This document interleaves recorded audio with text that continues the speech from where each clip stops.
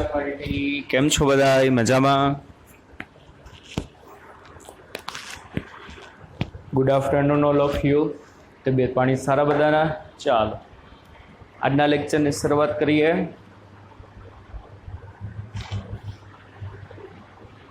આપણે સ્વાધ્યાયના દાખલા જોતા હતા, બરોબર?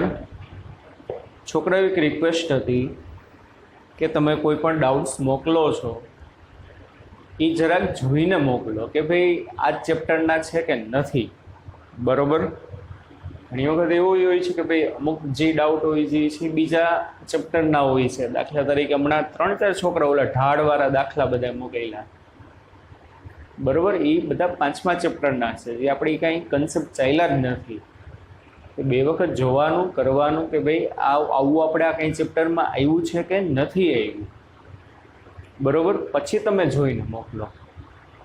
તમારો ટાઈમિંગ બચે, મારો ટાઈમિંગ બચે. એકી બીજું કે તમારો કોઈ પણ ડાઉટ્સ હોય તમે સોલ્વ કરીને મોકલો. ડાયરેક્ટ એમ નહીં સોલ્વ ધીસ, તમે સોલ્વ કર્યું છે કે તમે ખાલી રકમ વાંચીને એમને મને મોકલી દે, એમ નહીં. દાખલા તરીકે મિત છે, ઝાલાવાડિયા મિત, એના રેગ્યુલર ડાઉટ્સ આવી છોકરાના, બહુ સરસ વર્ક કરે છે, ખોટો નથી કહેતો. પણ એ બધા મને એને પોતાએ જે સોલ્વ કર્યા હોય ને એ લખીને મોકલે કે સર આમાં શું ભૂલ છે, મને જરા કેવું છે, અમારાથી થતો નથી, બરાબર? એટલા માટે એ એક રિક્વેસ્ટ હતી કે ભાઈ તમે ડાઉટ્સ મોકલો, એ તમારે ગણીને મોકલવાના. ડાયરેક્ટ તમે એમને રકમ વાંચીને મોકલી દો તો એ ના આવે. તમે પોતે ટ્રાય તો કરેલી હોવી જોઈએ કે નહીં. મિત છે એના રેગ્યુલર ડાઉટ્સ આવતા હોય, પણ એ મને આખો ગણીને દાખલો મોકલે કે સર આમાં શું ભૂલ છે, આમ ના થયું, આમ ના થયું, આમ ના થયું, તો હું ખાલી એને સજેશન જસ્ટ આપી દઉં કે આમ નહીં આમ તારે કરવાનું છે, બરાબર બચ્ચા પલટી? ચાલો આગળ આપણે જોઈએ. આજે લાસ્ટ ટાઈમ આપણે 18 ગણ્યા હતા, 19મો 18 લગી ગણ્યું હતું. 19મો સાવ સહેલો છે, કારણ અને વિધાન ટાઈપનો છે. નીચે આપેલા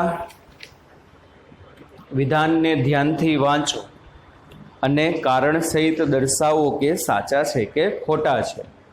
ચલો, પેલું સ્ટેટમેન્ટ છે, વર્તુળ ગતિમાં કોઈ પણ કણનો ચોખ્ખો પ્રવેગ હંમેશા પથની ત્રિજ્યાની દિશામાં કેન્દ્ર તરફ હોય. વર્તુળ ગતિમાં કણનો જે નેટ એક્સેલરેશન જે છે પ્રવેગ, એ વર્તુળાકાર પથની કેન્દ્ર તરફ હોય. આપેલું વિધાન સાચું કે ખોટું? ઘણી વખત પેલી નજરે એમ લાગે કે આ વિધાન સાચું છે, સર તમે જ કીધું તો વર્તુળ ગતિમાં પ્રવેગ જે છે ક્યાં હોય તો કે કેન્દ્ર તરફ. મેં કીધું હતું, પણ આગળ મેં શબ્દ વાપર્યો તો નિયમિત વર્તુળમય ગતિ, યુનિફોર્મ એક્સેલરેશન. આમાં તમે વર્તુળ ગતિની નીચે અંડરલાઈન કરજો. એવું નથી કીધું કે ભાઈ નિયમિત વર્તુળમય ગતિમાં તેનો ચોખ્ખો પ્રવેગ કેન્દ્ર તરફ હોય. જો એવું કીધું હોય ને કે ભાઈ નિયમિત વર્તુળમય ગતિમાં તેનો પ્રવેગની દિશા કેન્દ્ર તરફ હોય તો વિધાન સાચું. અહીંયા સાદી વર્તુળ ગતિ કીધી છે.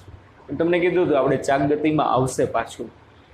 આપણે આ ચોથા ચેપ્ટરમાં ખાલી યુનિફોર્મ સર્ક્યુલર એક્સેલરેશન છે, બરાબર? યુનિફોર્મ સર્ક્યુલર મોશન છે, બરાબર? 7મા ચેપ્ટરમાં આપણે આવશે. એટલે ખાલી વર્તુળ ગતિ ને નિયમિત વર્તુળ ગતિમાંથી ઘોડાનો ફેર હોય આવશે આપણે કે ભાઈ ખાલી વર્તુળ ગતિ હોય ને એમાં 2 ટાઈપના પ્રવેગ હશે. કેટલા ટાઈપના પ્રવેગ હશે? 2. એક કેન્દ્ર તરફ હશે ને એક સ્પર્શકની દિશામાં હશે. ઓકે, સમજાય છે? તો આપેલું વિધાન ખોટું. શા માટે? ખાલી વર્તુળ ગતિ કીધી છે. શું કીધી છે? ખાલી વર્તુળ ગતિ. ખાલી વર્તુળ ગતિમાં પ્રવેગ કેન્દ્ર તરફ હોય ખરા ને ના પણ હોય, એ આપણે ત્યાં આગળ જોશું, બરાબર? તો આપેલું વિધાન ખોટું છે, કારણ કે નિયમિત વર્તુળમય ગતિમાં પ્રવેગ કેન્દ્ર તરફ હોય. કારણ કે નિયમિત વર્તુળમય ગતિમાં પ્રવેગ કેન્દ્ર તરફ હોય. વર્તુળ ગતિમાં પ્રવેગ કેન્દ્ર તરફ હોય તે જરૂરી નથી. ચાલો કોઈ પણ બિંદુ પાસે કણનો વેગ હંમેશા તે બિંદુ પાસેના પથની દિશામાં દોરેલા સ્પર્શકની દિશામાં હોય એ તો આપણે બોલતા જ આવી છે. જે તે બિંદુએ પદાર્થનો વેગ ક્યાં હશે તો કે એના સ્પર્શકની દિશામાં. પછી કોઈ પણ ટાઈપની મોશન, પ્રક્ષેપ ગતિમય જોયું હતું, વર્તુળાકાર ગતિમય જોયું હતું, બધી પ્રકારની ગતિમાં તેનો વેગ ક્યાં હશે તેના સ્પર્શકની દિશામાં. એટલે આપેલું વિધાન 100% સાચું છે. ચાલો પછી નિયમિત વર્તુળમય ગતિ કીધી કે નહીં? શું કીધી? નિયમિત વર્તુળમય ગતિ કરતા કણ માટે એક પરિભ્રમણ, એની નીચે અંડરલાઈન કરશો, એક પરિભ્રમણ પર સરેરાશ પ્રવેગ 0 સદિશ હોય. બરોબર? શું થશે? એક ભ્રમણ તમે પૂર્ણ કરો તો પાછા હતા અહીંયાની આવી ગયા કે નહીં? બરોબર. તો સરેરાશ પ્રવેગ સદિશ કીધું. શું કીધું? સરેરાશ પ્રવેગ સદિશ. તો સરેરાશ પ્રવેગ સદિશ એટલે શું થશે બચ્ચાવાળી? ડેલ્ટા એ સદિશ. ડેલ્ટા એ સદિશ બરાબર શું થશે? એ સદિશ એફ માઇનસ એ સદિશ આઈ. અંતિમ પ્રવેગ સદિશમાંથી પ્રારંભિક પ્રવેગ સદિશ બાદ કરવાનું. પણ નિયમિત વર્તુળમય ગતિમાં તમે એક ભ્રમણ પૂરું કરીને આવો પાછા, તો જે બિંદુએ પાછા આવો તો ત્યાં શું થશે? પ્રવેગની દિશા અને મૂલ્ય સરખું જોઈ. તો એટલા માટે સરેરાશ પ્રવેગ સદિશ હંમેશા કેવું આવે? 0 આવે. એટલા માટે આપેલું વિધાન સાચું છે. ઓકે, ચલો 20 અને 21 મેં કરાવી દીધા છે તમને. આની પહેલાં 22મો કરાવીશ, પણ પહેલાં પ્રોજેક્ટાઇલ મોશનને એને લગતા આપણે કરી લઈએ. ચાલો 29મો છે. કેટલામો છે? 29.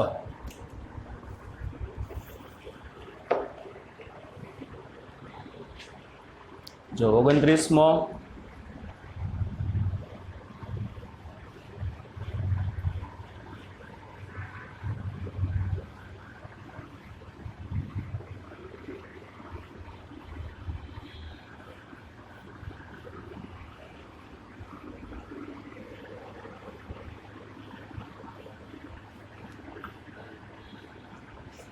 પ્રક્ષેપ ગતિને લગતો છે.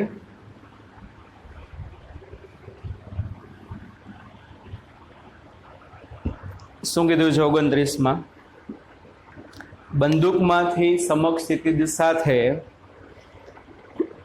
30 ડિગ્રીના કોણે છોડેલી ગોળી જમીનને 3 કિલોમીટર દૂર અથડાઈ છે. એટલે બંદૂકને જમીન સાથે 30 ડિગ્રીના એંગલે રાખી, એમાં એક બુલેટને આપણે ફાયર કરી તો જમીન પર 3 કિલોમીટર દૂર અથડાઈ છે. એટલે આપણને રેન્જ આપેલી છે. પ્રક્ષિપ્ત કોણનું મૂલ્ય ગોઠવીને આપણે 5 કિલોમીટર દૂર આવેલા લક્ષ્ય પર ગોળી મારી શકીએ? ગણતરી કરીને જણાવો. હવાનો અવરોધ શું કરવાનો છે? અવગણવાનો. જો પહેલાં તો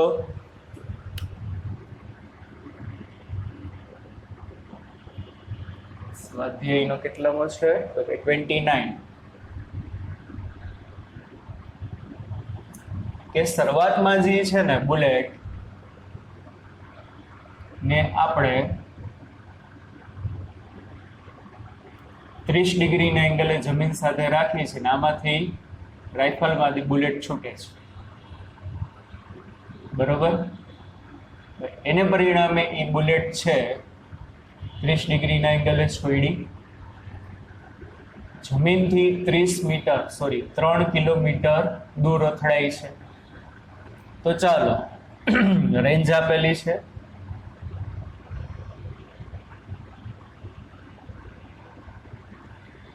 રેન્જ શું થશે? v0² sin 2θ ના છેદમાં g. therefore v0²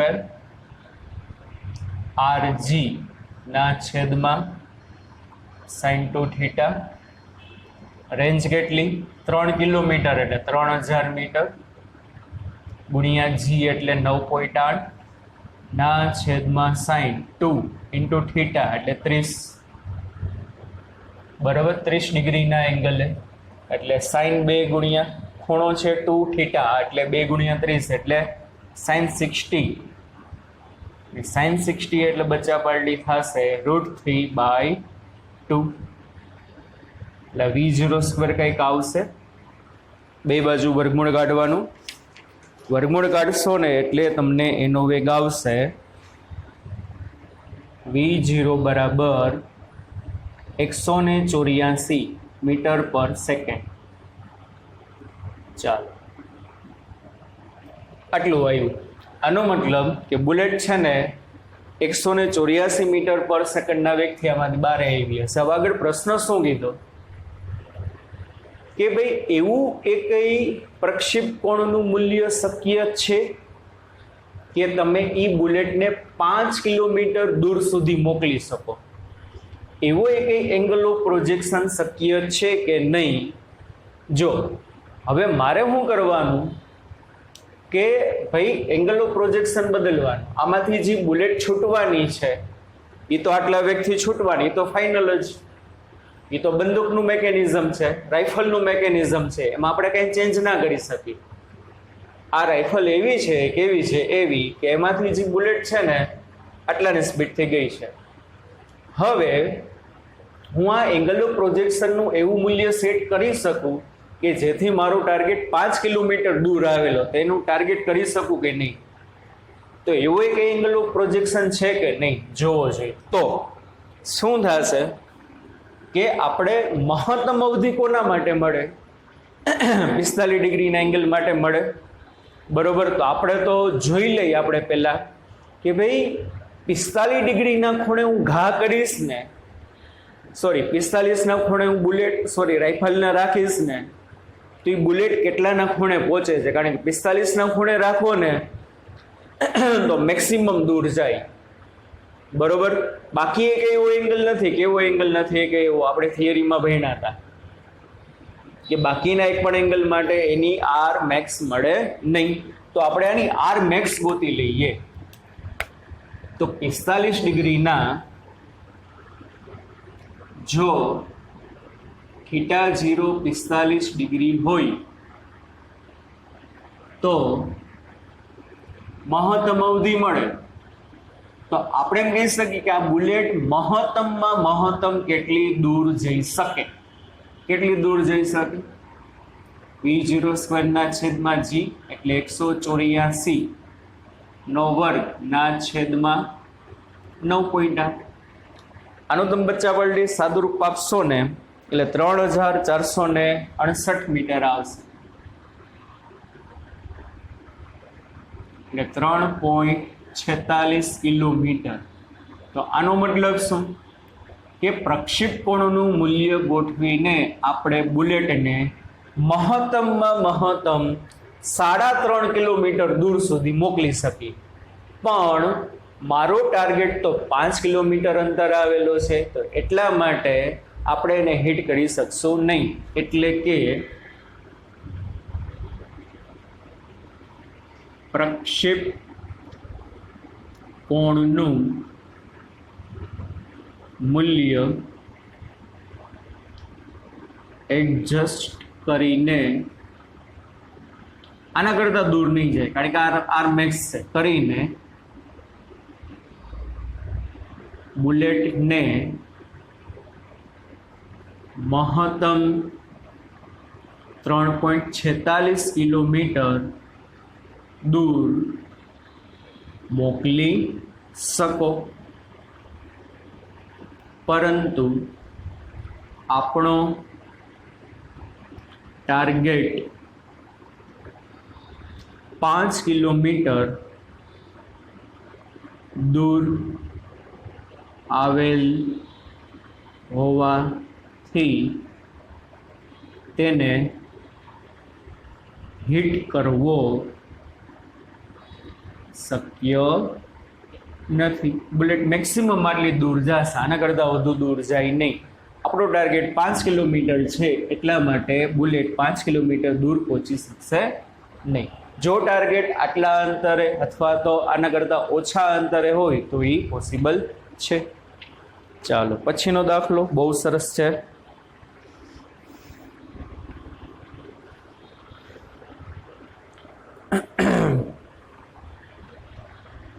30મો દાખલો છે થોડોક લાંબો છે એટલા માટે પહેલા એક નાનો એવો દાખલો ગણી લઈએ. 32મો જુઓ, સ્વાધ્યાયનો 32મો દાખલો. થોડુંક 30મો મોટો છે એટલે થોડીક વધુ જગ્યા જોશે, જગ્યા ઓછી ચાલે. 32મો સાવ સહેલું છે. બે વસ્તુ એમાં પૂછી છે, દર્શાવો કે કોઈ પણ પ્રક્ષેપ પદાર્થ એક શખ્સ સાથે તેના વેગ સદિશ વચ્ચે બનતો ખૂણો સમયના પદમાં નીચે પ્રમાણે દર્શાવી શકાય. થીટા બરાબર tan ઇન્વર્સ v0y માઇનસ જીટીના છેદમાં v0x. બરોબર. હાલો પેલું એમાં શું કીધું છે, આને શું વચાય? થીટા 0 અને t નો ગુણાકાર છે ના, આને શું વચાય? થીટા 0 ઓફ t, એટલે કે ભાઈ t સમયનો, કયા સમયનો? t સમયનો પદાર્થે એક શખ્સ સાથે બનાવેલો ખૂણો કેટલો હશે? tan ઇન્વર્સ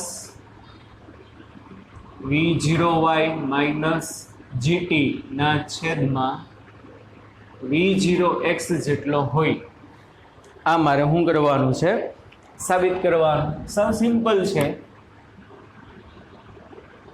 કે ભાઈ કોઈ પણ પદાર્થને તમે પ્રક્ષેપ કરો છો તો આપણે થિયરીમાં જોયું હતું કે ભાઈ ધીમે ધીમે ધીમે ધીમે એનો એંગલ બદલતો જશે. હવે માની લો t સમયે પ્રક્ષેપ પદાર્થ અહીંયા પહોંચ્યો તો એનો વેગ એના સ્પર્શકની દિશામાં હશે. ચાલો એના બે કમ્પોનન્ટ આવશે, એક x એટલે જમીન સમક્ષિતિજ અને એક y એટલે શિરોલંબ. હવે માની લો t સમયે t સમયે આપણો કણ આ બિંદુએ પહોંચ્યો છે તો આ સમયે એને સમક્ષિતિજ સાથે કેટલો એંગલ બનાવ્યો છે? થીટા. તો t સમયે સમક્ષિતિજ સાથે બનાવેલો ખૂણો આટલો હોય એ મારે સાબિત કરવાનું છે. હવે કોઈ કહેશે બચ્ચા પાર્ટી આ સમયે એનો જે x દિશાનો વેગ હશે, t સમયે x દિશાનો વેગ કેટલો થશે? vx બરાબર v0x. યાદ છે ને કે સમગ્ર પ્રક્ષેપ ગતિ દરમિયાન x દિશાનો વેગ બદલાશે નહીં. ચાલો પછી t સમયે y દિશાનો વેગ બોલો છોકરાઓ કેટલો આવશે? vy બરાબર v0y માઇનસ zt. આપણે આ સૂત્રમાં જોયું હતું. બસ તો મારા એંગલ ગોતવાનો છે, લગાડી લ્યો. આમાં tan થીટા, તો આકૃતિ પરથી tan થીટા બરાબર શું આવે? સામેની બાજુ એટલે વેગનો y ઘટક છેદમાં પાસેની બાજુ એટલે વેગનો x ઘટક. સિમ્પલ, આ તો મને આવડે જ છે. વેગનો y ઘટક છેદમાં વેગનો x ઘટક. ચાલો વેગનો y ઘટક v0y માઇનસ zt, વેગનો x ઘટક v0x. સિમ્પલ. માટે થીટા બરાબર શું થશે? tan ઓલી બાજુ જાય એટલે tan inverse v0y minus zt ના છેદમાં v0x. થઈ ગયું સાબિત પહેલું વિધાન. સાવ ઇઝી છે. ચાલો બીજું શું સાબિત કરવાનું છે કે ભાઈ થીટા 0 બરાબર tan inverse 4hm by r. કે ભાઈ થીટા 0 બરાબર શું સાબિત કરવાનું છે કે ભાઈ શરૂઆતનો જે એંગલ ઓફ પ્રોજેક્શન છે પ્રારંભિક પ્રક્ષેપ કોણ બરાબર જેટલાના આપણે શરૂઆતમાં જે એને ઘા કર્યો હોય એને શું કહેવાય? થીટા 0. તો થીટા 0 બરાબર મારે શું સાબિત કરવાનું છે? tan inverse 4hm by r. 4hm એટલે h max, 4h max by r સાબિત કરવાનું છે. બીજું કાંઈ? બસ સાવ સહેલું છે. જુઓ શું થશે? h max બરાબર v0 square sine square theta 0 ના છેદમાં 2g એચ મેક્સ અને આર વચ્ચેનું રિલેશન જોઈ છે. આર નું સૂત્ર આર બરાબર v0² sin 2 થીટા એટલે શું બચ્ચા પાર્ટી? sin 2 થીટા એટલે અહીંયા શું આવે? v0² sin 2 થીટા ના છેદમાં g, પણ sin 2 થીટા એટલે 2 sin theta 0 into cos theta 0 ના છેદમાં g. આ બેનો ગુણોત્તર લઈ લ્યો. માટે h max by r is equal to, જો શું થશે? આના છેદમાં તમારે આ કરવું પડે તો v0² એક એક કેન્સલ થઈ જશે. ચાલો જી કેન્સલ થઈ જશે. પછી આના અંશમાં સાઇન સ્ક્વેર છે, આના અંશમાં સાઇન છે, બરોબર? એટલે શું થશે? એક સાઇન વધશે. Okay, sine theta 0. હાલો આનું કામ થઈ ગયું પૂરું. છેદમાં હજી 2 વધશે, બરોબર? આના છેદમાં આપણે આ કર્યું એટલે આ ગયું એક સાઇન વયો ગયો. એટલે આના માટે ખાલી શું વધે? સાઇન થીટા 0 ના છેદમાં 2. અને આ ગયો છે એટલે અહીંયા શું વધે? 2 cos થીટા 0. 2 cos theta 0. હવે 2 ગુણ્યા 2 એટલે 4. 4 ને તમે અહીંયા ચડાવી દો એટલે શું આવે? 4h max ના છેદમાં r એના બરાબર sin થીટા 0 ના છેદમાં cos થીટા 0 એટલે tan થીટા 0. therefore થીટા 0 બરાબર tan inverse 4h max by r. આ રિઝલ્ટ આપણે સાબિત કર્યું. સિમ્પલ, ખાલી બેનું ગુણોત્તર લઈને જ કહેવાનું છે. ઓકે, ચાલો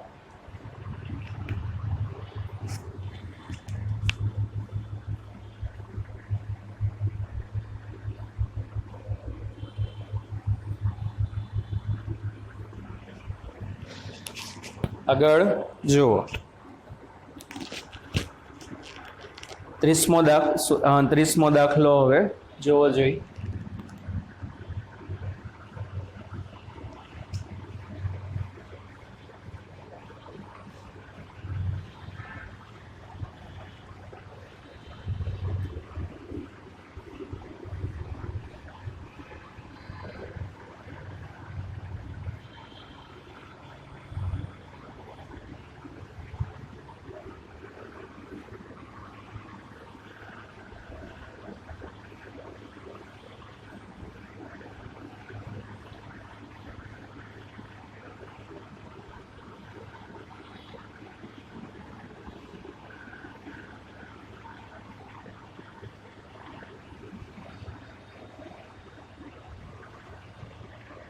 ત્રીસમો જે દાખલો છે એમાં મને શું કીધું છે? એક ફાઇટર જેટ પ્લેન 1.5 કિલોમીટર ઊંચાઈએ 720 કિલોમીટર પર અવરની ઝડપથી સમક્ષિતિજ દિશામાં ઉડી રહ્યું છે. એની નીચે અંડરલાઈન કરો. એક જેટ પ્લેન છે, જમીનથી 1.5 કિલોમીટર ઊંચાઈએ છે અને 720 કિલોમીટર પર અવરની સ્પીડથી ઉડી રહ્યું છે. હાલો પહેલાં આપણે એટલું જોઈએ.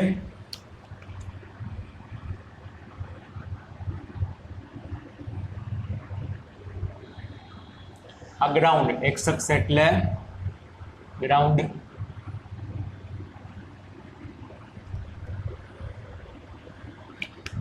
હવે જો એક જેટ પ્લેન છે,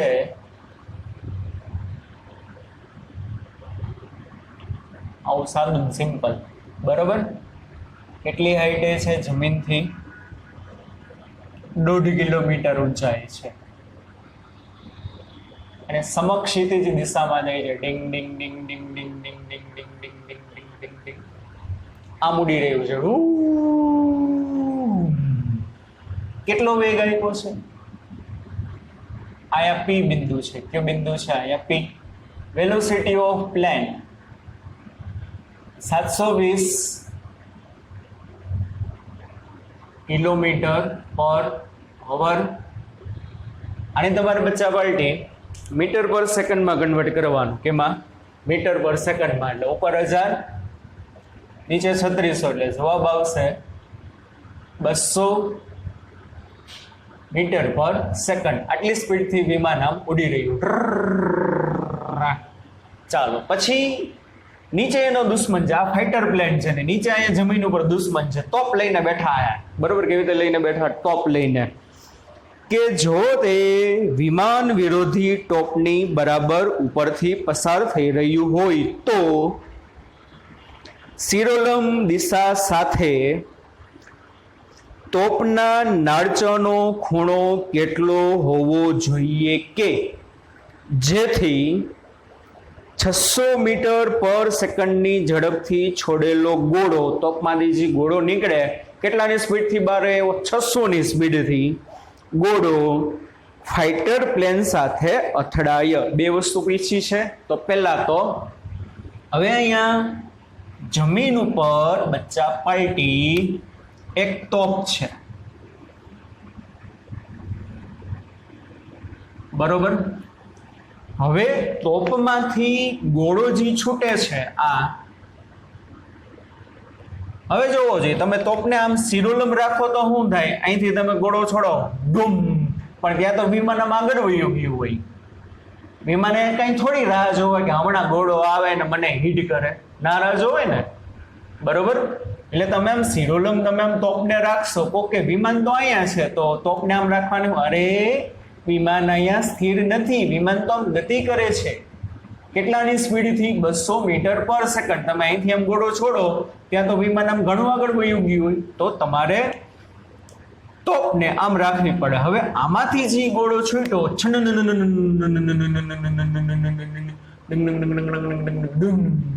અહીંયા બે ભેગા થયા. કોણ? તો કે વિમાન અને ગોળો. સમજાય છે કે નહીં? તો મારે શું કરવું પડે? મને શું પૂછ્યું છે? એમાંથી જે ગોળો છૂટ્યો ને ગોળો, એની મને સ્પીડ આપેલી છે. આમાંથી જે ગોળો છૂટે છે ને ગોળો, તો માંથી છૂટેલા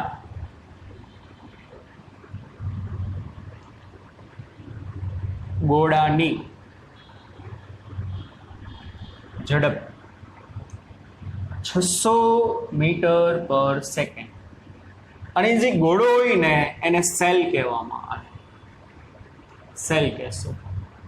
એટલે આ શું છે? વીએસ, બરોબર. ગોળામાં ગોળો એટલે સેલ આપણે કહી શકીએ, બરોબર. તો વીએસ આપેલું છે. તો મારે ગોળાને કેટલાના ખૂણે છોડવો જોઈએ?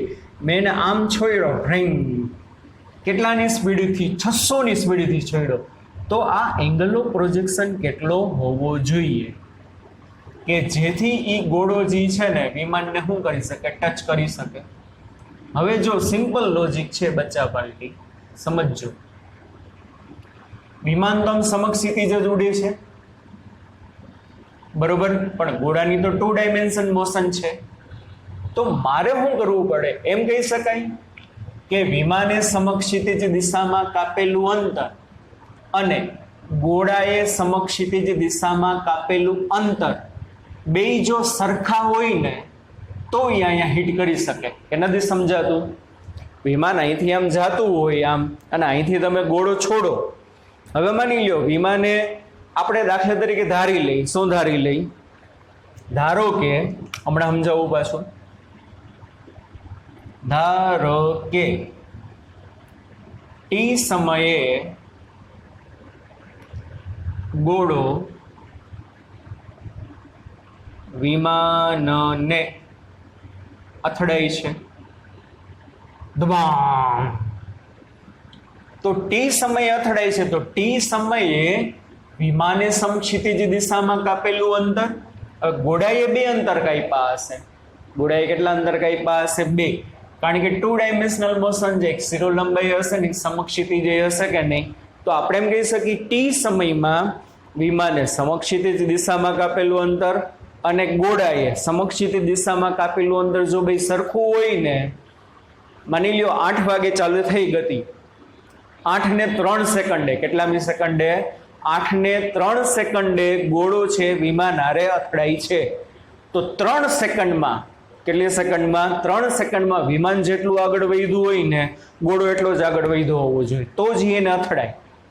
વિમાને વધુ અંદર કાપ્યું હોય તો વિમાન માની લ્યો ટી સમયે અહીંયા પહોંચી ગયું હોય, વિમાન ટી સમયે અહીંયા પહોંચી ગયું હોય ને ગોળો ટી સમયે અહીંયા હોય તો હાલે? ના હાલે. બરોબર.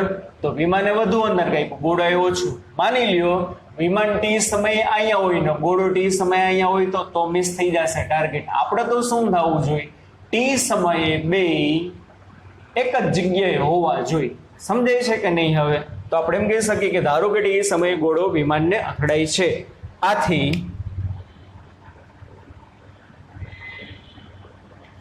ટી સમયમાં સમક્ષિતિજ દિશામાં, કારણ કે વિમાન તો સીધું જ ઉડે છે સમક્ષિતિજ દિશામાં, ટી સમયમાં સમક્ષિતિજ દિશામાં વિમાન એ કાપેલ અંતર એના બરાબર શું લખવું પડે? ટી સમયમાં ગોળાએ સમક્ષિતિજ દિશામાં કાપેલ અંતર બે કેવા હોવા જોઈએ? સરખા. તો જ ગોળો વિમાનને હિટ કરી શકે. ચલો, વિમાને સમક્ષિતિજ દિશામાં કાપેલું અંતર શું થશે? x બરાબર vt. શું થશે? x બરાબર vt.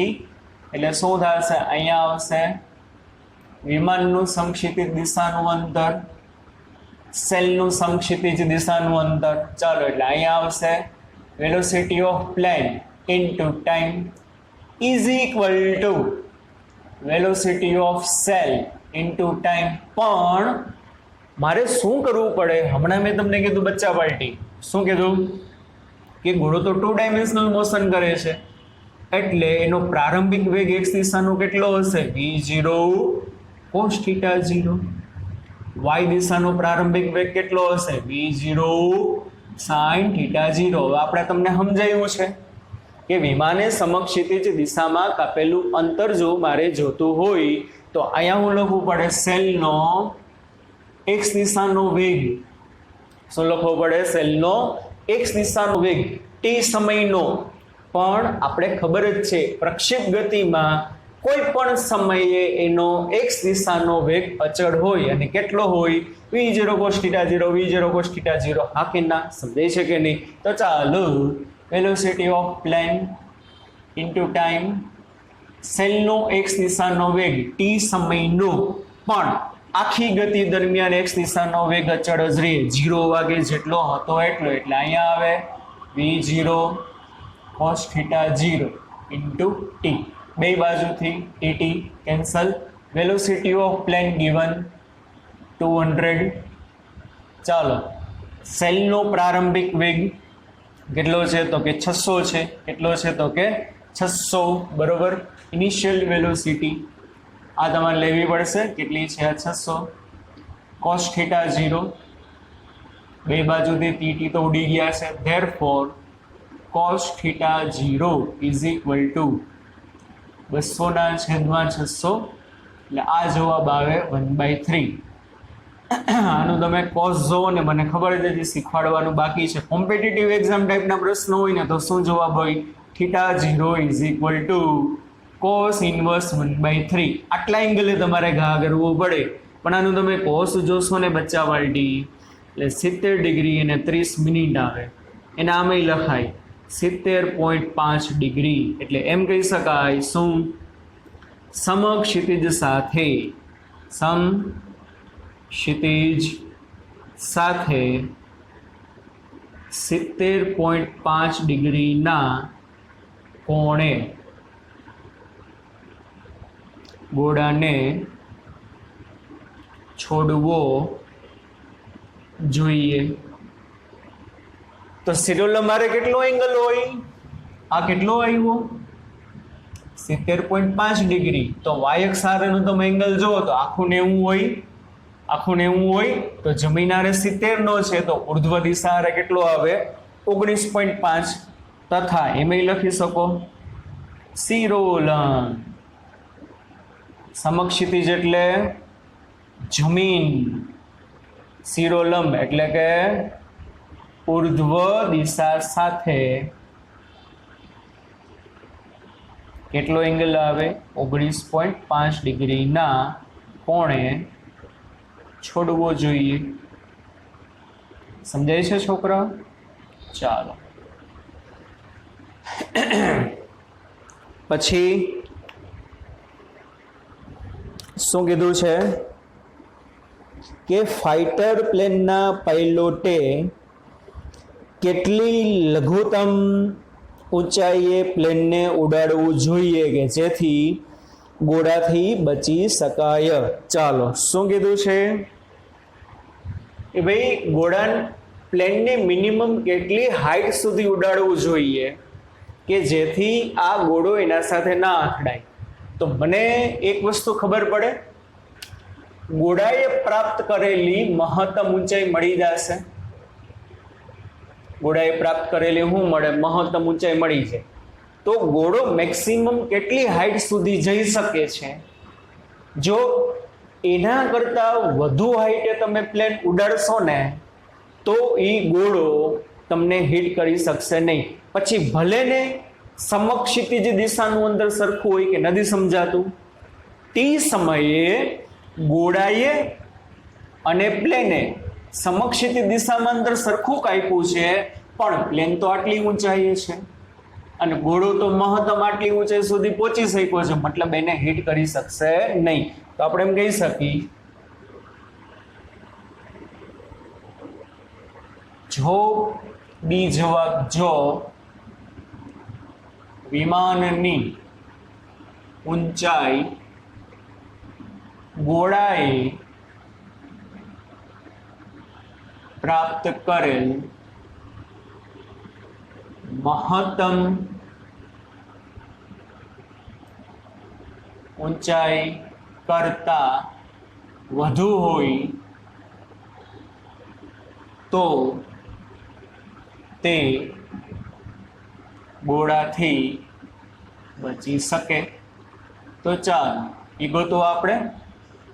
એચ મેક્સ બરાબર v0 square sine square theta 0 ના છેદમાં 2g અને આમે લખાય બચાવડી v0 square 1 minus cos square theta 0 ના છેદમાં 2g. તમે એંગલ ઓફ પ્રોજેક્શન મળી ગયો, ડાયરેક્ટ અહીંયા મૂકી દો તો હાલે. શું મૂકવાનું? સાઇન 70 ડિગ્રી 30 મિનિટ એ ટેબલમાં જોઈ લેવાનું કેટલું આવે છે, એનો વર્ગ કરીને મૂકી દેવાનું. પણ આમ લખો તો હાલે ને. સાઇન સ્ક્વેર થીટા એટલે 1 માઇનસ કોસ સ્ક્વેર થીટા. હવે કોસની વેલ્યુ તૈયાર જ છે. કોસ થીટા 0 બરાબર કોના બરાબર? કોસ થીટા 0 બરાબર તો લખાય 1/3. કે ન સમજાતું? કોસ થીટા 0 બરાબર 1/3. તો અહીંયા છે એનો વર્ગ. બસ થઈ ગયું, સાવ સિમ્પલ.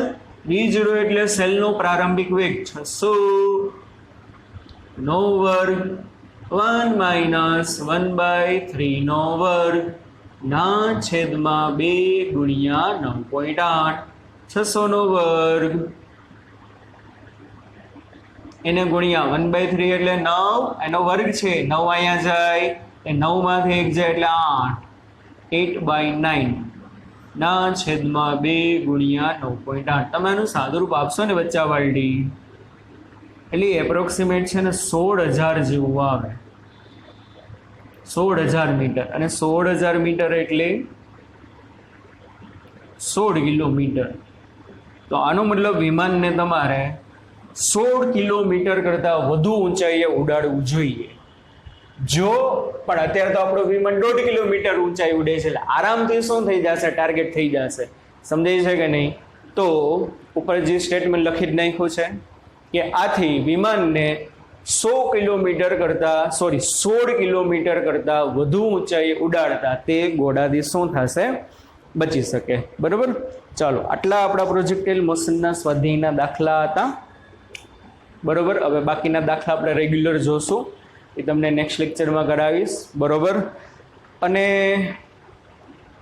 હજી એક પ્રક્ષેપ ગતિનો ટોપિક બાકી છે. તમને એમ થશે કે હજી એક બાકી છે. હા, એક મારે તમને વધારાનું કરાવવાનું છે, પણ એ આપણે ચેપ્ટર 5માં જે ઢાળવાળો પ્રોબ્લેમ આવશે ને એમાં કરાવીશ.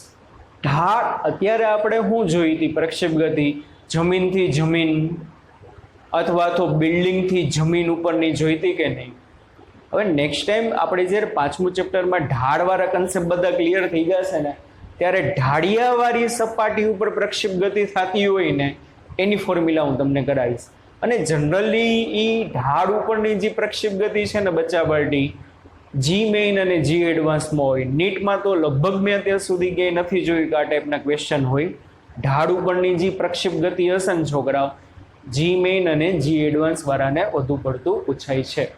એટલે એ જ એક ટોપિક બાકી છે. કદાચ કોઈ જોવે કે ભાઈ આ ઢાળવાળી પ્રક્ષેપ ગતિ તો સરે નથી કરાવી, પણ કરાવીશ. પણ 5મા ચેપ્ટરના આપણા જે છે ઢાળવાળા બધા કોન્સેપ્ટ બચ્ચા પાર્ટી ક્લિયર થઈ જાય ને પછી જોશું. બરોબર. ચાલો, આજનું પેપર સારું ગયું હશે અથવા તમારે એટેન્ડ કરવાનું બાકી હશે, કાંઈ પણ ડાઉટ્સ હોય તો મોકલજો. બરોબર. ચાલો, bye bye, take care, C you. ધ્યાન રાખજો છોકરાઓ.